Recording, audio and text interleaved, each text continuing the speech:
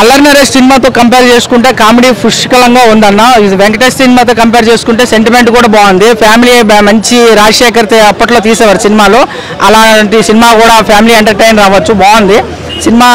ఎక్కడ బోర్ లేదన్న. ఒక ప్రేక్షకులుగా వచ్చి వాళ్ళకి ఏమంటే బోర్ ఉండకూడదు. సినిమా నెక్స్ట్ ఏంటి అని ఎగ్జైటింగ్ ఉండాలి. సినిమాలో అయితే ఆ ఎగ్జైటింగ్ ఉంది. సినిమా ఎక్కడ బోర్ లేదు, బాగుంది, చాలా బాగుంది. టిల్లు బాగుంది, టిల్లు స్క్వేర్ చాలా బాగుంది, టిల్లు క్యూబ్ ఇంకా చాలా బాగుంటుంది. ఎందుకంటే ఒక టిల్లు స్క్వేర్ కోసం చాలా మంది వెయిట్ చేశారు, చాలా అంటే చాలా మంది. మామూలుగా లేదు, ఎప్పుడని చాలా సంక్రాంతి తెస్తారు అనుకున్నారు, అప్పుడు తేలేదు. ఎందుకంటే సిద్ధు ఏమనుకున్నాడంటే పోటీ వద్దు అనుకున్నాడో ఏమో, మరి ఎప్పుడు సినిమాలు లేనప్పుడు రిలీజ్ చేద్దాం అనుకున్నాడు, అందుకే ఇంత మంచి రెస్పాన్స్ వచ్చింది. ఇంకొకటి ఏంటంటే ఈ సినిమా చూసి సక్సెస్ అనేది మనం గ్యాదర్ చేయొచ్చు. ఎందుకంటే మన పని మనం చేసుకుంటే ఎంత బాగుంటుందో సిద్ధు అయితే ఈ సినిమాలో చూపించాడు. మన సొంతంగా మన సెల్ఫ్ రైటింగ్ కానీ మనది ఏదైనా ఇష్టపడి మనం ఒక పని మనం చేసుకుంటే బాగొచ్చింది అనడానికి ఈ సినిమానే నిదర్శనం. తన పని తను చేసుకున్నాడు, కొంచెం లేట్ అయినా ఎవరికి ఇవ్వలేదు వర్క్, ఎవరికి ఇవ్వలేదంటే ఎవరిని నమ్మలేదు. నమ్మితే ఒక పూరి జగన్నాథ్ రామ్ గోపాల్ వర్మ చెప్తారు కదా, ఈ ఇండియాలో చాలా కంపెనీలు ఎందుకు మూసుకుంటున్నాయంటే ఒక సరైన ఎంప్లాయీ లేడని. అలాగే సిద్ధు అదే ఫాలో అయ్యి తన డైలాగ్స్, తన సినిమాకి ఏ కంటెంట్ కావాలి ప్రతిదీ తనే రాసుకున్నాడు. సో అందువల్ల సినిమా మంచి సక్సెస్ అయితే వచ్చింది. ఇంకా చాలా బాగుంటుంది. ఇలా వరుసగా 3 days లీవ్ ఉన్నాయి కాబట్టి ఇంకా హిట్ అయిపోతుంది. అనుపమ యాక్టింగ్ కొంచెం క్యారెక్టర్ డిమాండ్ చేసినట్టు ఉంది, కొంచెం అడల్ట్ లా ఉంది. చాలా బెటర్. నేను 1 month 2 months నుండి చూసిన ఏ సినిమా కూడా సాటిస్ఫై అవ్వలేదు. ఈ సినిమాతో అయితే చాలా సాటిస్ఫై అయినా. వేరే మూవీస్తో కంపేర్ చేసుకుంటే చాలా బాగుంది. పొంగల్కి వచ్చిన హనుమాన్ సినిమా సాటిస్ఫై అయినా, మళ్ళీ ఆ తర్వాత ఈ సినిమాతోనే మంచి సాటిస్ఫై అయినా. మధ్యలో కొన్ని సినిమాలు చూడడం బాగోలేదని కాదు. సినిమా ఫస్ట్ హాఫ్ సినిమా కంప్లీట్గా నేరో గ్రౌండ్ అలా చాలా బాగుంది. ఒక ప్రేక్షకుడికి ఏది కావాలో ఎంటర్టైన్మెంట్ కావాలి, సినిమా బోర్ కొట్టకూడదు, అదైతే రెండు ఉన్నాయి. సినిమాలో బోరింగ్ అంటూ ఏం లేదు, ఎక్కడ ఎంటర్టైన్మెంట్కి లోటు లేదు, చాలా బాగుంది. టిల్లు బాగుంది, టిల్లు స్క్వేర్ చాలా బాగుంది, టిల్లు క్యూబ్ కూడా వస్తుంది, అది ఇంకా ఎక్సలెంట్గా ఉంటుంది. టిల్లులో ఒక హీరోయిన్ ఉంటే టిల్లు స్క్వేర్లో 2 ఉన్నారు, టిల్లు క్యూబ్లో 3 హీరోయిన్లతో వస్తాడు, ఇంకా ఎక్సలెంట్గా ఉంటుంది. Part 3 కంపల్సరీగా వస్తుంది, ఆయన రాసుకుంటాడు. ఎందుకంటే హ్యాట్రిక్ కావాలి. హ్యాట్రిక్ ఇప్పుడు ఈ మధ్యన సినీ ఫీల్డ్లో హ్యాట్రిక్ కొట్టడం, ఒక్క హిట్ కొట్టడమే కష్టం, అలాంటిది హ్యాట్రిక్ కొట్టడం చాలా మామూలు విషయం కాదు.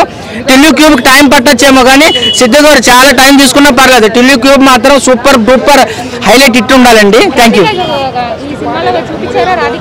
రాధికాని జస్ట్ స్పెషల్ అపియరెన్స్ గా చూపించారు. ఇంత సినిమా మొత్తం అనుపమ అండ్ టిల్లు సిద్ధుతోనే ఉంటుంది సినిమా మొత్తం. రాధికాది జస్ట్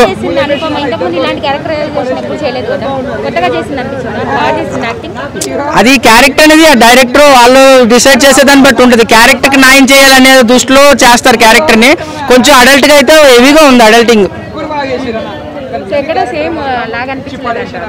సినిమా చేసేటప్పుడు ఇంకే బాగుందండి. డీజే టిల్లు ఇప్పటికీ సినిమా టీవీలో వేస్తే ఇక్కడ దానికి ఫ్యాన్స్ ఉన్నారు. సో Part 2 ఎలా తీస్తాడు, ఎలా ఉంటుంది అని చెప్పేసి మంచి ఇంట్రెస్ట్గా వస్తే ఫస్ట్ పార్ట్ అంతా కూడా మన ఫస్ట్ పార్ట్ అంటే ఫస్ట్ సినిమా చూసినట్టే. అంటే హీరోయిన్ మారింది, సో లైనప్ అయితే అదే ఉంది. ఇంక ఇంటర్వెల్ తర్వాత లైన్లో పడింది ఒక మాఫియా, ఒక స్టోరీ లైను.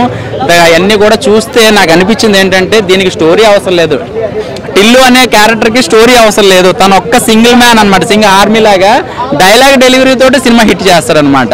అంటే ఒక 75% ఐస్ అలా క్లోజ్ చేస్తే బొమ్మ బ్లాక్ బస్టర్ అనమాట, ఒక మాటలో చెప్పాలంటే. దీనికి వంక పెట్టడానికి అనుపమకి ఇప్పుడు దాకా సరైన హిట్ లేదు. ఈ సినిమా అయితే మాత్రం ఒక మైల్ రైన్ చెప్పుకోవాలి. ఎందుకంటే తనకిచ్చిన ఎలివేషన్స్ అయితే మాత్రం ఒక 75% హీరో తనే, హీరోయిన్ తనే అనమాట. అంత గొప్పగా చూపించాడు. ఇంకా మ్యూజిక్ విషయానికి వస్తే మాత్రం థియేటర్లో డీజే మామూలుగా అదరగొట్టలేదు చెప్పాలంటే. అంటే డాన్స్లు ఉండవు, ఫైట్లు ఉండవు, మనోడు యాక్టింగ్ స్కిల్స్ తోటే జనాలను అలా మెచ్చుకునేటట్టు చేసుకుంటాడు. చాలా రైటింగ్ అంటే డైలాగ్స్ ఎవరు రాశారో కానీ చాలా బ్రహ్మాండంగా ఉన్నాయండి. అంటే పచ్చి రైస్ తింటే కడుపులో అన్న విషయానికి వస్తే అనుపమ చేసిన యాక్టింగ్ పర్ఫార్మెన్స్ ఒక రా ఏజెంట్గా చాలా కొత్తగా చూపించారు. సినిమా ఫస్ట్ హాఫ్ అంతా కూడా మనకి ఫస్ట్ డీజే టిల్లు 1 చూసినట్టే ఉంటుంది, హీరోయిన్ ఒకటే మారుతుంది. సో ఇంకా ఇంటర్వెల్ తర్వాత నుంచి లైన్లో పడుతుంది. కొత్తగా ఉంది, కొత్తగా చూపించాడు. అంటే దీనికి ఇంకా 3-4 వచ్చినా కూడా పర్వాలేదు, యాక్సెప్ట్ చేస్తారు. నాకు అనిపించింది ఏంటంటే ఏంటది కెమెరా వర్క్ అండి.